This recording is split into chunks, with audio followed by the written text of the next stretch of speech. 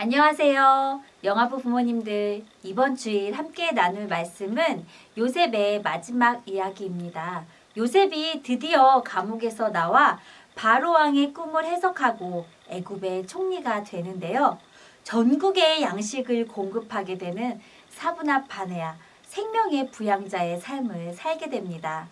요셉의 인생을 보면 참 기나긴 터널과 같다 라고 볼 수 있는데, 그 긴 터널을 요셉은 한 가지 믿음을 가지고 인내하며 뚫고 나오게 됩니다. 그 믿음은 오늘 말씀에 요셉의 고백을 통해서 알 수 있습니다. 제가 읽어드리도록 하겠습니다. 당신들이 나를 이곳에 팔았다고 해서 근심하지 마소서, 한탄하지 마소서. 하나님이 생명을 구원하시려고 나를 당신들보다 먼저 보내셨나이다. 그런즉 나를 이리로 보낸 이는 당신들이 아니요 하나님이시라. 무슨 말일까요? 나에게 이런 일이 일어난 것은 당신들 탓이 아닙니다. 나를 힘들게 한 일들도, 나를 억울하게 한 일들도, 막히고 풀리지 않았던 그 상황들도 하나님이 나를 생명을 살리는 사람으로 세우기 위해, 나를 단련하시고 준비시키시기 위해 필요했던 시간입니다. 라고 고백하는 것입니다. 역사의 주관자, 나의 삶의 주관자는 하나님이십니다. 라는 고백입니다. 신앙의 길을 걸어갈 때 우리도 이러한 믿음이 꼭 필요합니다.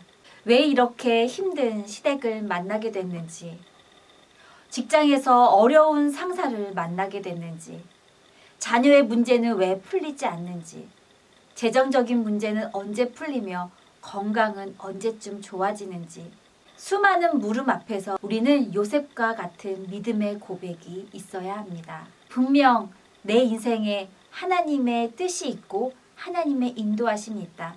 나의 삶의 주관자는 하나님이시다.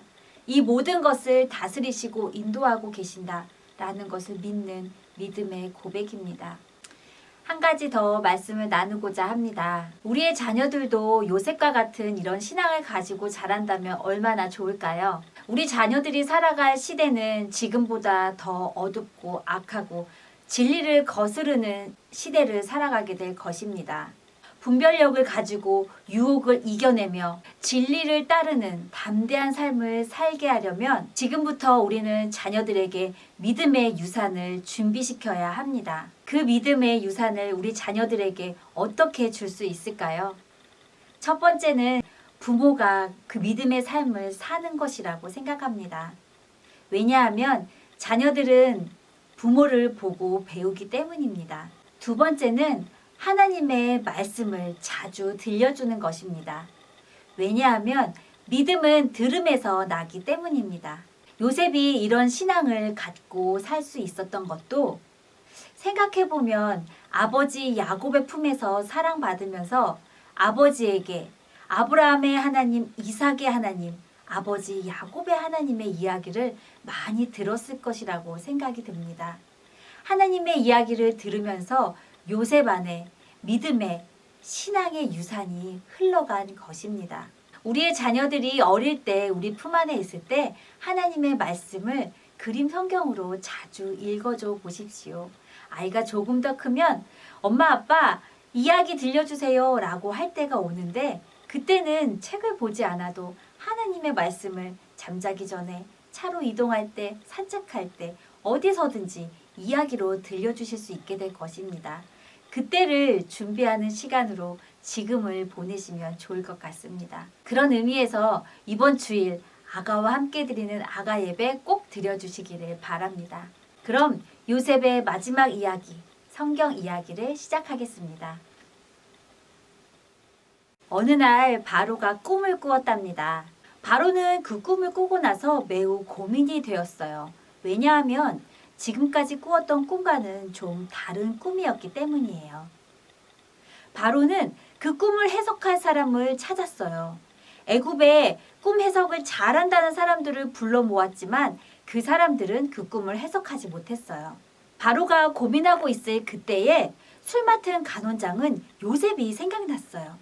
그래서 바로에게 이야기했답니다. 왕이시여, 제가 감옥에 있을 때 요셉이 꿈을 해석해 주었는데 그 꿈대로 되었답니다. 요셉을 감옥에서 불러서 그 꿈을 해석해 보는 게 어떠신가요? 바로는 곧바로 요셉을 감옥에서 나오게 하였고 요셉은 드디어 바로 앞에 서게 되었습니다. 요셉아, 내가 꿈을 하나 꾸었는데 그 꿈이 어떤 꿈인지 너가 해석할 수 있겠느냐? 요셉은 말합니다.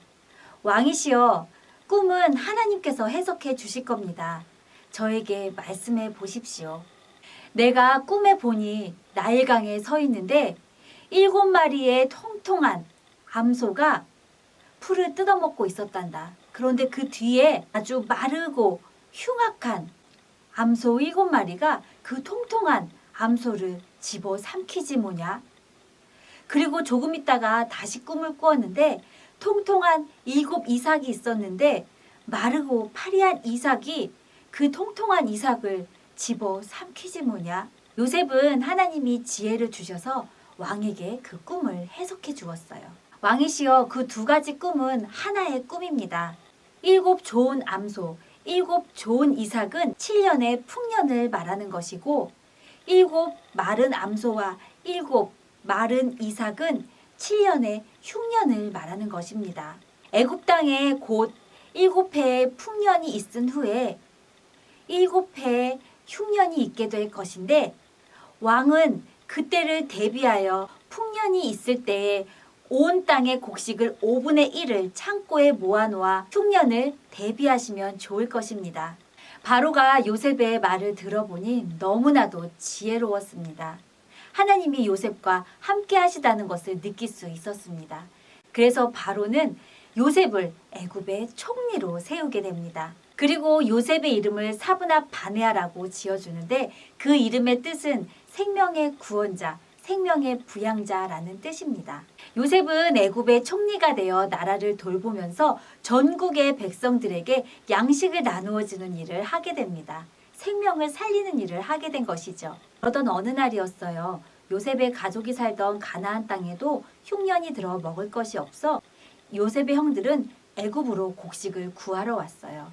그때 누구를 만나게 되었을까요?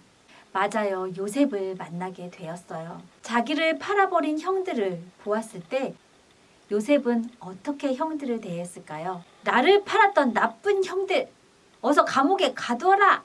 라고 하지 않았답니다. 형들이여, 나를 보세요. 요셉이에요. 형들은 너무 놀라서 아무 말도 하지 못했답니다. 요셉은 형들에게 이렇게 말했어요. 형들이여, 두려워 마세요. 무서워하지 마세요. 나를 팔았다고 해서 근심하지 마세요. 하나님께서 생명을 구원하시려고 나를 먼저 이곳에 보낸 것이랍니다. 나를 이리로 보낸 자는 형들이 아닙니다. 하나님이십니다. 라고 이야기해 주었어요. 그리고 아직 흉년이 5년이나 남았으니 아버지 야곱과 형들의 가족들 모두를 데리고 와서 우리 애굽에서 같이 살아요. 라고 말했답니다. 너무 놀랍지 않나요? 요셉은 형들을 원망하지도 미워하지 않았어요. 왜냐하면 자신의 삶을 인도하시고 주관하시는 분이 하나님이시라는 것을 요셉은 믿었기 때문이에요. 형들도 예전의 모습이 아닌 변화된 모습이었어요. 서로를 아끼고 돌봐주는 모습이었답니다. 요셉과 형들은 서로 안고 울면서 기쁨의 만남을 가졌답니다.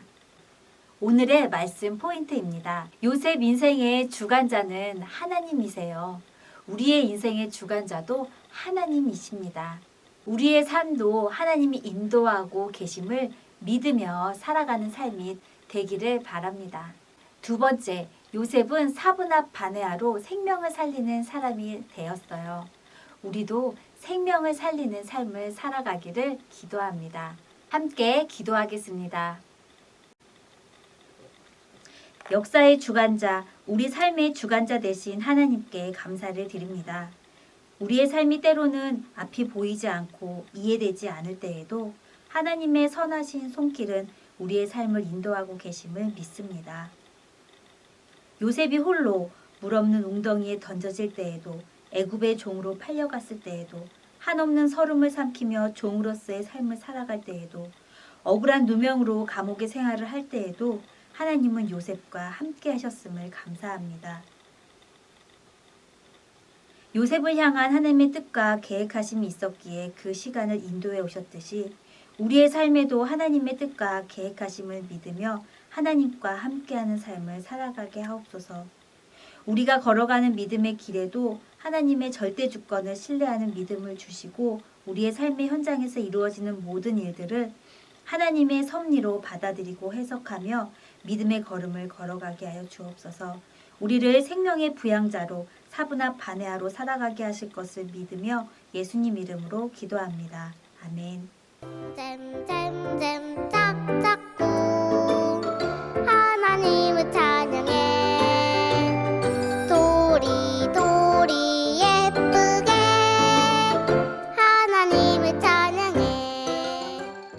이스라엘아 들으라. 우리 하나님 여호와는 오직 유일한 여호와시니 너는 마음을 다하고 뜻을 다하고 힘을 다하여 내 하나님 여호와를 사랑하라.